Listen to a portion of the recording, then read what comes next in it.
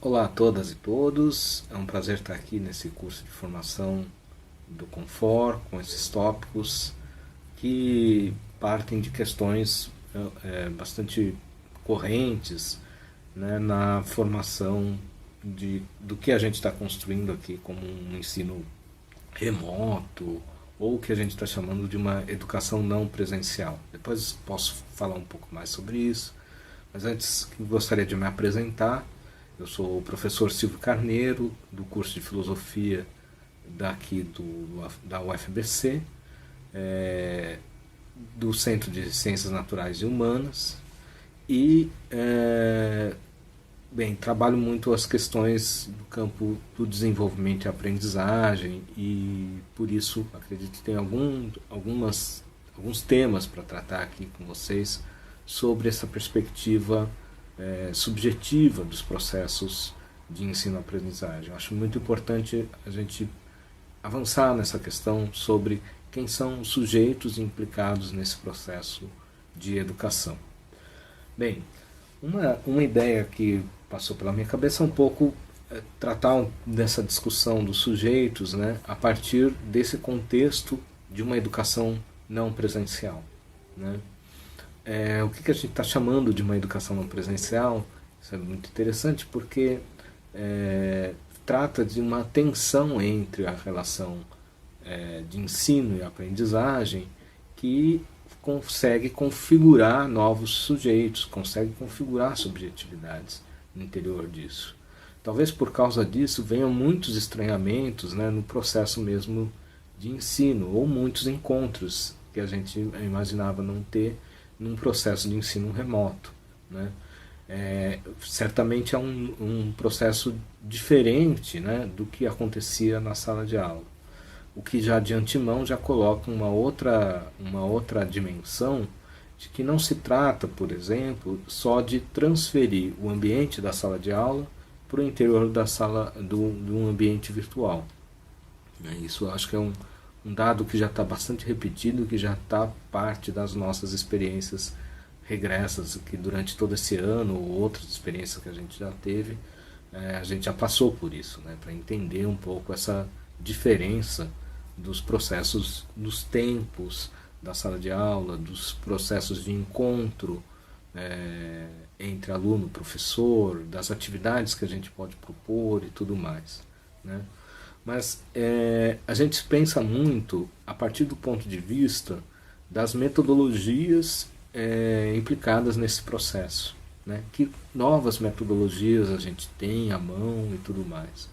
O ponto de vista que eu queria introduzir aqui, que a gente pode pensar um ponto de vista do campo educacional, são relativos aos sujeitos que estão implicados nesses processos de educação e, de antemão, já no meio, são os sujeitos mais claros, o professor, a professora e a estudante, né? Enfim, um ponto claro que eu acho que isso já está na discussão sobre educação e que já colocaria aqui de antemão é a construção desses sujeitos. Eles não são dados, né? Um aluno, quando ele entra em sala de aula, ou quando ele entra numa universidade, né, ele não entra como estudante, né? Ele entra com os seus sujeitos, com suas séries de experiências, com suas histórias, né? E a partir disso ele vai construindo uma trajetória dentro do seu curso, né? Não à toa a gente chama isso de curso, né? Ou mesmo de currículo, né? Que é uma maneira também da gente mostrar esse processo do sujeito em formação, né? Mas a gente poderia também dizer que o próprio professor ele não entra no processo como professor, né, de antemão. Esse professor também é em construção. Acredito que passou muito pela cabeça de vocês, sobretudo agora, né, que a gente é questionado em termos de uma boa questão, né, de o que fazer com os nossos alunos nessa situação de pandemia, que tipo de estratégias a gente vai adotar e tudo mais. Também uma reflexão é como que eu, enquanto professor, me mantenho nessa identidade de docente, né?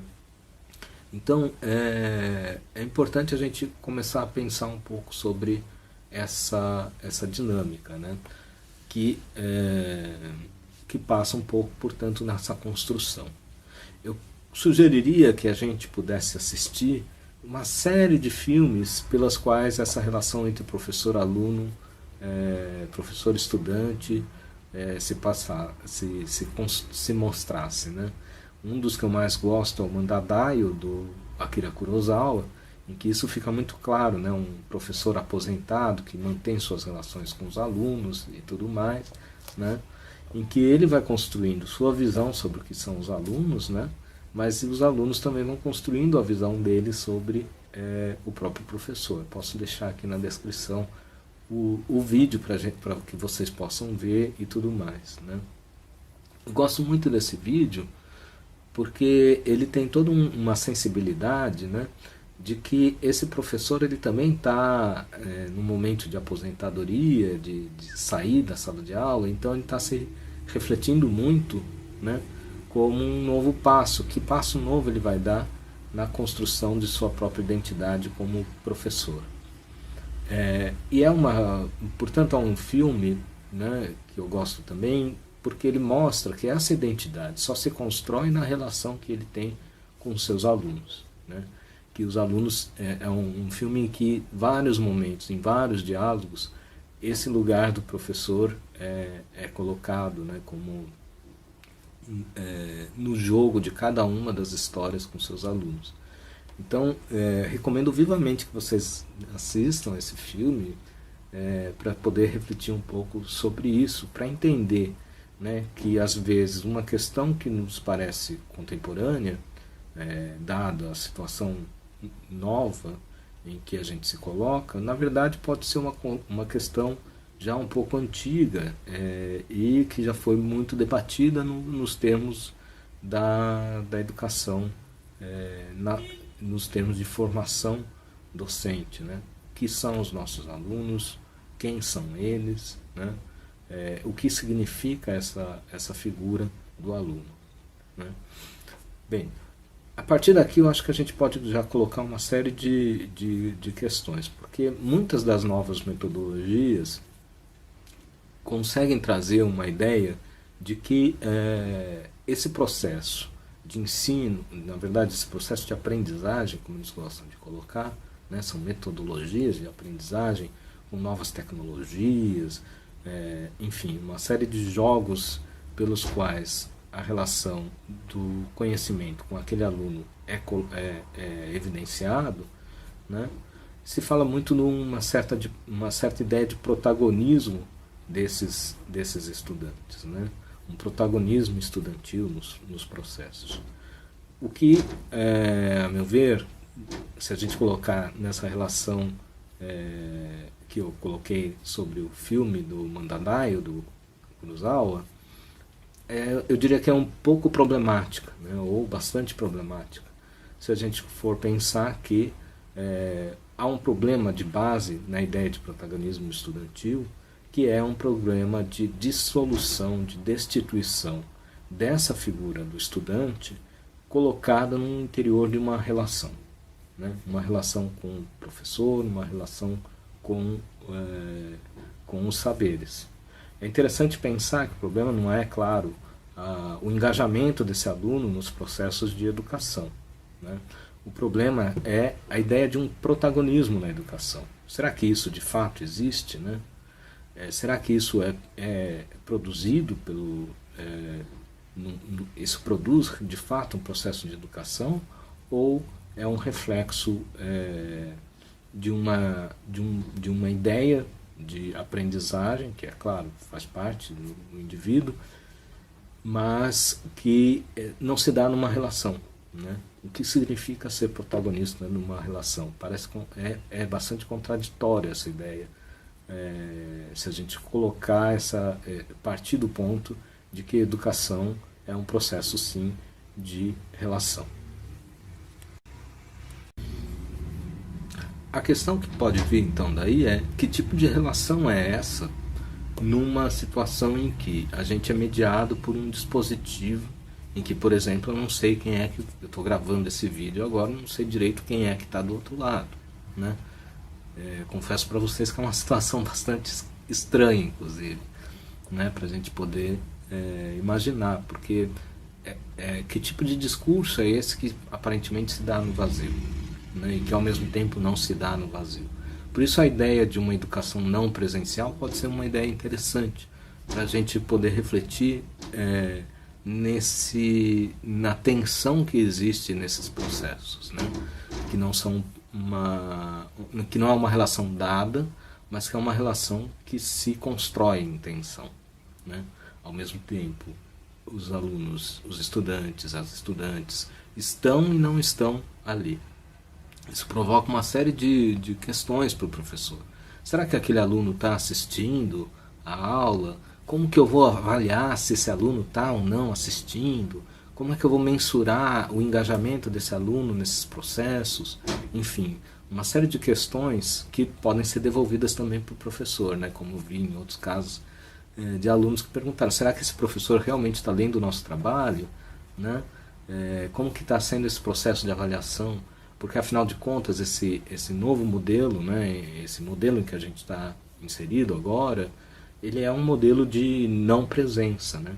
As coisas estão postas, elas são dispostas ali, daqui a pouco eu vou marcar um pouco mais esse termo da disposição, mas ao mesmo tempo elas não estão. Então fica uma coisa meio estranha que a gente tem que avançar sobre isso, né? Bem, então é interessante a gente pensar, a meu ver, como que a gente pode desmontar esses desencontros, né? Essa não presença, ou significar essa não presença, né? Talvez seja uma maneira interessante também da gente poder colocar isso. Bem, uma ideia inicial é da onde que se dá esse encontro, né? Como que se dá essa relação. E aí eu chamaria a atenção para um contexto das tecnologias, né? Bastante discutido, que é a construção de dispositivos da educação, né? E como que esse meio digital ele é uma espécie de dispositivo. Por que eu estou insistindo nessa ideia de dispositivo numa discussão sobre educação, sobre subjetividades e tudo mais? Porque se eu seguir uma ideia de dispositivo que vem de Foucault, acompanha agora o Agamben, tem um texto interessantíssimo do Agamben sobre dispositivos, a gente pode notar uma noção de dispositivo, né? Que são os aparelhos, são máquinas, né? E aqui máquinas pensadas de uma maneira muito mais aberta do que simplesmente um celular que está filmando agora, um computador e tudo mais, mas a própria sala de aula como uma espécie de máquina, o Estado como uma espécie de máquina, a rua como uma espécie de máquina, enfim. O lugar onde os sujeitos são produzidos nele, né? Então, essa mediação que a gente vive aqui, ou essa mediação não presencial que a gente vive aqui, portanto, tem um elemento de produção de sujeitos. Volto então a pensar um pouco sobre a nossa discussão inicial. A gente tinha os professores e os alunos como produções de um processo de ensino e aprendizagem. Aqui, novamente, a gente tem essa mesma situação, mas com esse elemento de acréscimo, que é esse lugar de não presença, né? Esse aluno que está e não está ali, o professor que está e não está ali, né? Isso faz com que a gente possa repensar um pouco mais a referência do que faz ser um professor ou do que faz ser um estudante. Porque essa referência ela não é construída simplesmente pelo papel do professor, do indivíduo que está ali, né? Mas volto a insistir numa ideia de relação. Agora, que relação é essa? Porque a gente é mediado na nossa vida por diversos tipos de relação. A relação familiar, a relação de amizade, uma relação profissional e por aí vai, né? Que tipo de relação é essa, muito específica e circunscrita ao ambiente da relação professor-aluno, né? A um ambiente de educação. Bem, é uma relação que vai dizer, por exemplo, um autor como Lacan, na psicanálise, mediada por um discurso de saber, né? Aquele que sabe e aquele que está a saber, né? Aquele que está no processo de devir desse saber, né? Na verdade, os dois, professor e aluno, vivem esse ambiente de construção de si mesmos no interior de uma relação com o saber. Então, um campo que a gente pode pensar melhor é sobre justamente essa discussão dessa construção dessas identidades do sujeito professor, do sujeito aluno, que se dá mediado por uma relação de saber, né, que opera num campo não presencial. Isso é o que talvez seja mais interessante da gente poder avançar, né? Não se trata, portanto, de uma mera metodologia que possa ampliar esse campo de relações. É importante, obviamente, mas não existe só essa questão, né? Qual a melhor metodologia e tudo mais. Eu acho que não é por aí que a gente vai conseguir resolver uma questão que se dá de outra maneira numa construção desse sujeito, né? Veja, os autores que pensam a ideia de um dispositivo vai levar em consideração uma ideia de que o dispositivo ele produz subjetividades. Mas tem uma ideia interessante num outro autor, que talvez possa ser interessante aqui, depois eu passo a referência para vocês, que é o George Agamben, que muitos de vocês já devem ter refletido, lido alguma coisa dele, que fala um pouco de um dispositivo de dessubjetivação, né? Como que os dispositivos, sobretudo pensando nos dispositivos tecnológicos, ele aqui não é um tecnofóbico ou algo assim, né? Mas a ideia que ele quer transmitir é a reflexão sobre uma dimensão da tecnologia que acaba destituindo esse lugar de relações propriamente desses ambientes como os ambientes educacionais, né? Não à toa ele escreveu um texto recentemente sobre o hacking do estudante, que é um pouco o fim da universidade, um texto bem tenebroso em que ele leva as últimas consequências essa ideia que eu vou pincelar aqui com vocês. Então, um ponto que eu acho que é fundamental é essa ideia de que é um dispositivo, quais os dispositivos tecnológicos eu trago. Não para pensar assim, qual a melhor qualidade de metodologia simplesmente, mas porque eu posso, através desse dispositivo, criar sistemas que podem inserir a figura do professor dentro dessa relação, né? Mas, ao mesmo tempo, esses mesmos dispositivos podem destituir esse lugar de sujeito desses professores, né? Ser sujeito não é só um sujeito que fala, um sujeito que pensa e tudo mais, mas um sujeito, ele é inscrito numa ordem de relações, como eu estava insistindo para vocês, numa ordem de relações como uma ordem de saber. Isso faz com que a gente se crie como professor e que se crie como um aluno, né? A gente pode entender, inclusive, a ideia de curso como uma espécie de formação dessas subjetividades, né? Um curso ele vai levar em consideração todos os processos e experiências que fazem com que aquele indivíduo, né, que entra na sala de aula, ele passa a fazer parte de uma ordem de relações, né, que seja com conhecimento de química, matemática e tal, que inserem esse sujeito, né, esse indivíduo num campo simbólico. Ele não é mais aquele indivíduo que não sabe nada sobre química, por exemplo, mas ele aos poucos ele vai se tornando químico com aquele conhecimento que ele vai se relacionando, né?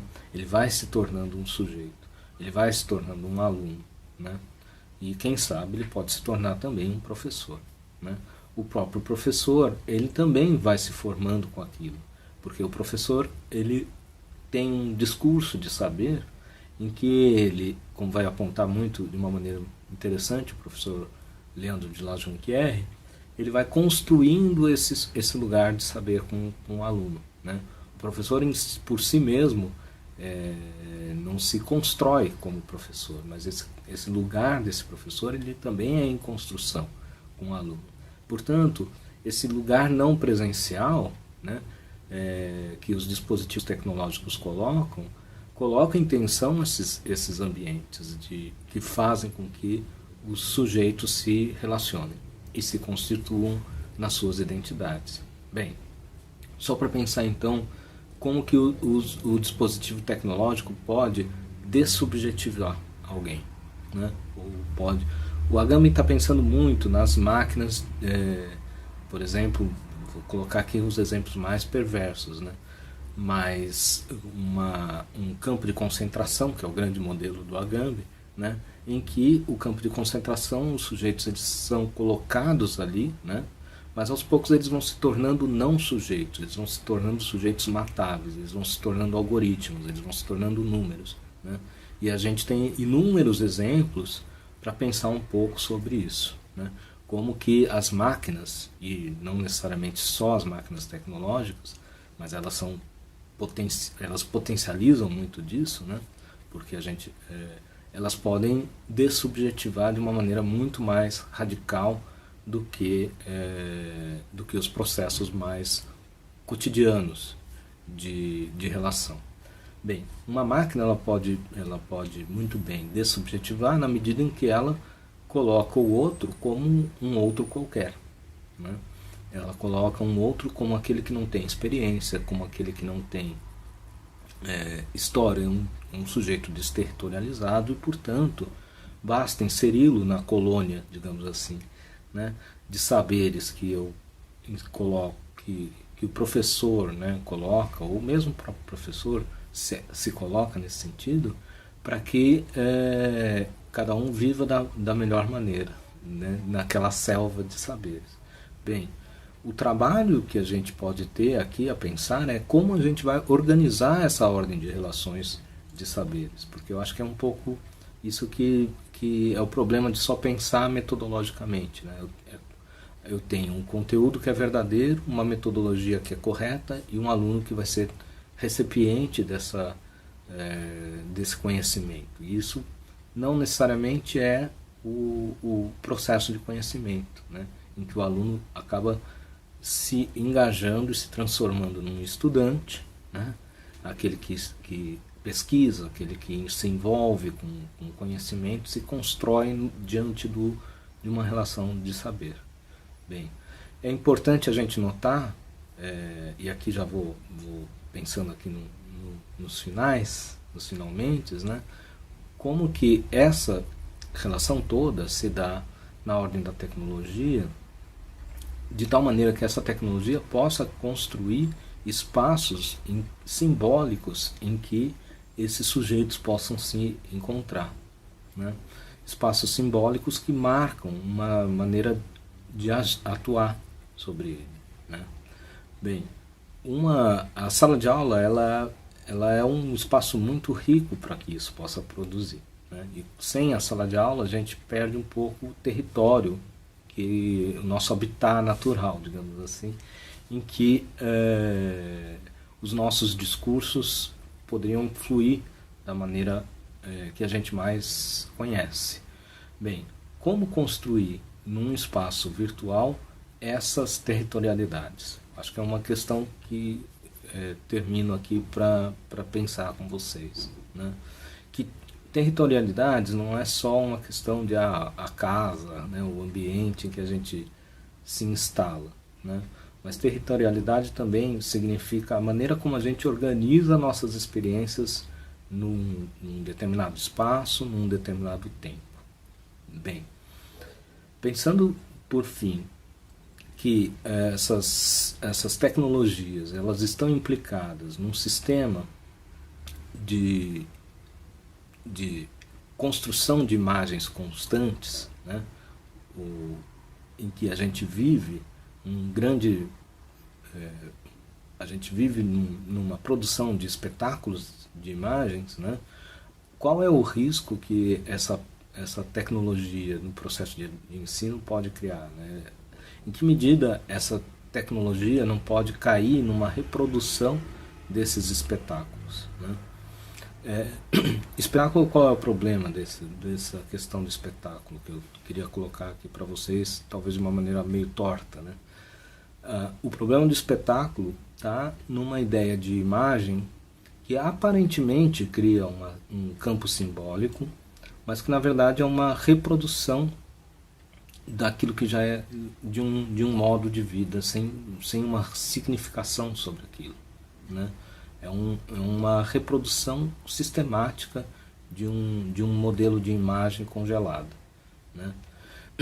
Que é o que faz a gente, de alguma maneira, né, pensar naturalizar um determinado tipo de aluno, falar de um aluno que é problema, de um aluno que é o inteligente, de naturalizar modelos de professor e tudo mais, né?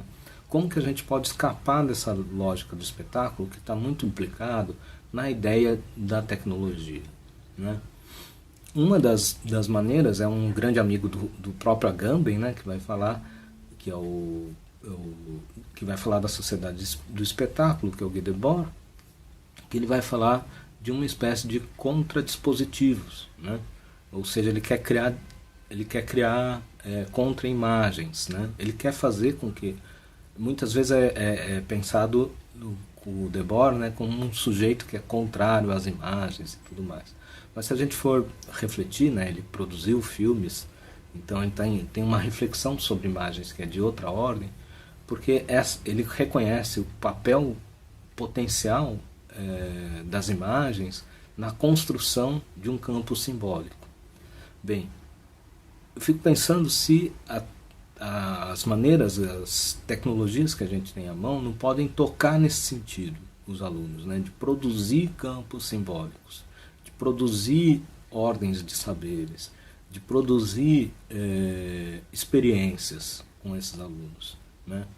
Acredito que a partir disso, né, a gente consegue reverter um pouco a lógica espetacular, né, de um quadrimestre que se repete, de um semestre que se repete, ou seja, né, de um ritual muito claro e distinto, né, que a gente tem na cabeça, de reprodução de um tempo que certamente é questionado a partir dessa nova condição, né? Um tempo, quando questionado, se transforma também numa nova ordem de símbolos, numa nova ordem de relações. Então, pensar em atividades contextualizadas passa a ser fundamental para a gente poder romper com essa lógica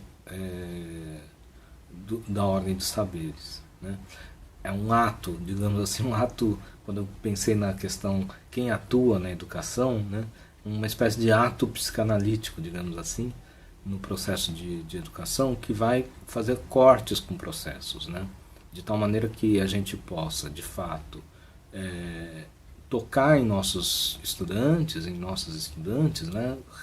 Acolhê-los nas suas mais variadas experiências, numa situação muito delicada como a que a gente está vivendo, né? E com a reprodução de muitas desigualdades, né? Como que a gente vai reconstruir esse território?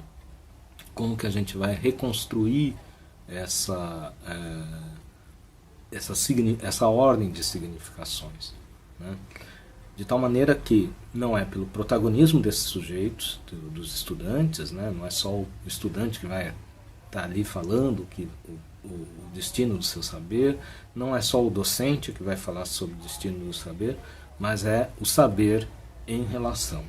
Então, fica aqui o convite para a gente poder pensar um pouco mais, né, sobre essa construção desses sujeitos que são o professor e seus estudantes, né?